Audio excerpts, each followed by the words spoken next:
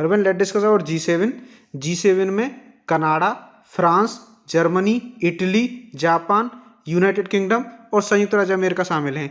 यह एक अंतर सरकारी संगठन है जिसका गठन वर्ष 1975 ईस्वी में एक अनौपचारिक मंच के रूप में किया गया था। ये न्यूज में इसलिए है क्योंकि finance minister of all G7 countries as well as the European Union announced their plan to implement a price cap on oil exports from Russia. Russia से जो ऑयल एक्सपोर्ट हो रहा है उस पर इन्होंने प्राइस कैप लगाने के लिए एक मीटिंग हुई है। अच्छा देखो G7 का ओरिजिन कैसे हुआ था। Origin of G7 lies in oil shocks of 1973 and the corresponding financial crisis। देखो वर्ष 1973 में तेल के संकट के परिणाम स्वरूप तेल उत्पादक देशों के द्वारा तेल की कीमतों में अत्यधिक वृद्धि कर दी गई थी, जिसके कारण पूरे देश की अर्थव्यवस्था प्रभावित हुई। इसके बाद 6 कंट्रीज की एक मीटिंग हुई। 6 कंट्रीज में आपका फ्रांस, पश्चिमी Germany, Italy, Japan, United kingdom और संयुक्त राज्य अमेरिका, इन 6 देशों ने एक गठन किया था। फिर उसके बाद क्या होता है 1976 ईस्वी में कनाडा भी इसमें शामिल हो गया। फिर उसके बाद ये G7 बना कनाडा के शामिल होने के बाद, और इनकी जो पहली बैठक है वो अमेरिका के द्वारा वर्ष 1976 में प्यूर्टो रिको में आयोजित की गई थी। In order to address the situation after the oil shock, the heads of world's 6 leading industrial nations decided to hold a meeting 1975। और जो 6 राष्ट्र थे वो थे US, UK, France, Germany, Japan, Italy. तो इसमें कनाडा हुआ था 1976 में शामिल। अच्छा these countries were joined by Canada in 1976 and G7 came into existence में आया इसके। अच्छा जो अभी जो करंट मेंबर हैं वो US, UK, Canada, France, Germany, Italy, Japan है, ये इसके करंट मेंबर हैं। अच्छा एक मेंबर इसमें यूरोपियन यूनियन है भी है। जो यूरोपियन यूनियन है ये एक नॉन इन्यूमरेटेड मतलब गैर गणनीय सदस्य है। ये 1981 ईस्वी के G7 की बैठकों में पूर्णकालिक भागीदारी से भाग लेता है जो यूरोपियन यूनियन है। अच्छा ये एक बार G8 भी बन गया था। G8 कब बना था 1997 में। वर्ष 1997 में इसमें रूस भी शामिल हुआ था। अच्छा देखो और देखते हैं। In 1998 Russia was formally inducted into the group which transform G7 into G8। G7 से G8 बना। However Russia annexed Crimea in 2014। Russia ने 2014 में क्रीमिया का एनेक्सेशन किया। As a result it was suspended from the grouping. इसके बाद रसिया को इससे सस्पेंड कर दिया गया।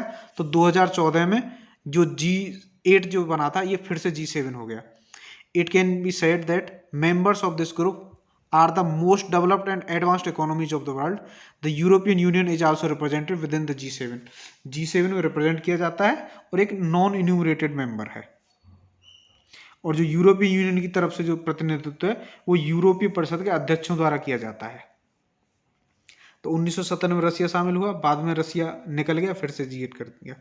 अच्छा इसका पर्पज क्या है? पर्पज ऑफ G7 पर्पज है to determine the course of multilateral discourse to shape political response to global challenges। Basically, G7 provides a platform to discuss and coordinate solutions to major global issues, especially in the areas of trade, security, economic and climate change। Climate change इन्होंने 2007 में जलवायु परिवर्तन संबंध में एक बैठक का भी आयोजन किया था जिसमें 5 प्रमुख विकासशील देशों को आमंत्रित भी किया गया था, जिसके बाद इसको G8+5 भी यूज करने लगे थे। और अभी करंट की यदि बात करें तो G7 की जो एक 48वां जो शिखर सम्मेलन है वो जर्मनी में हुआ है, जिसमें भारत को भी इनवाइट किया गया था। जो जर्मन प्रेसिडेंसी थी उन्होंने अर्जेंटीना, भारत, इंडोनेशिया, सेनेगल और दक्षिण अफ्रीका को G7 शिखर सम्मेलन में आमंत्रित किया था, जिसमें मोदी जी गए थे। जिसमें मोदी जी ने इस स्वच्छ ऊर्जा प्रौद्योगिकी के लिए इंडिया में निवेश करने के लिए आमंत्रित किया गया था। अच्छा how will it be enforce, इसको देखते हैं। जो प्राइस कैप है कैसे इन्फोर्स होगा।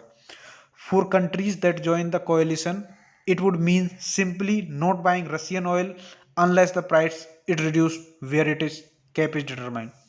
इन्होंने बोला है कि हम एक प्राइस कैप लगा देंगे, उसके ऊपर आपको रसिया से ऑयल नहीं खरीदना है। For countries that do not join the coalition or buy oil higher than the cap price, ऐसी कंट्रीज जो इस कोएलिशन को ज्वाइन नहीं करेंगी, उसके ऊपर तेल खरीदेंगी, they would lose access to all services provided by the coalition countries। अच्छा सर्विसेज प्रोवाइडेड बाय द कोalition countries, ये सर्विसेज हैं जैसे insurance, currency payment facilitation and vessel clearance for their shipment. जैसे लंदन एक मेजर ग्लोबल सेंटर है maritime insurance के लिए। अच्छा, G7 कंट्रीज से they are aiming to reduce the price of oil but not the quantity of oil that Russia sells so as to control the inflation globally while hurting the Russian economy.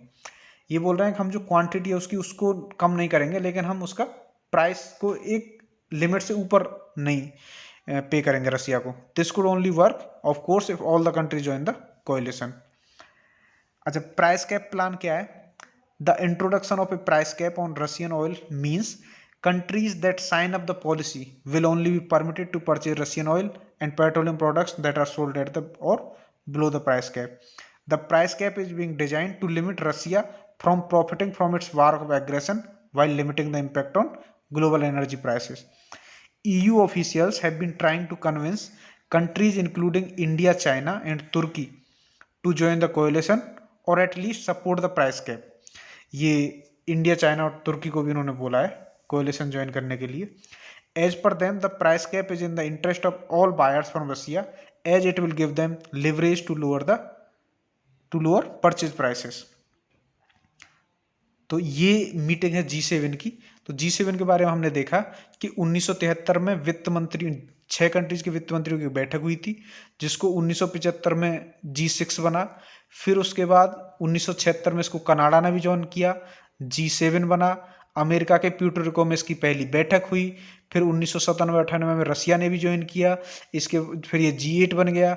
इसके बाद रसिया ने Crimea का annexation किया, जिसके बाद रसिया को suspend कर दिया गया। 2014 में फिर से ये G7 बन गया। और भारत ऐसा देश है जिसको इसमें हमेशा आमंत्रित किया जाता है। जैसे अभी 48वां शिखर सम्मेलन जर्मनी में हुआ, जिसमें इंडिया को इन्वाइट किया गया। और इसके बारे में देखें तो यूरोपियन यूनियन भी इसका एक मेंबर है ये, लेकिन ये इसका गैर गठनीय सदस्य है, नॉन इन्यूमरेटेड मेंबर है। तो ये था G7 के बारे में। Thanks for watching.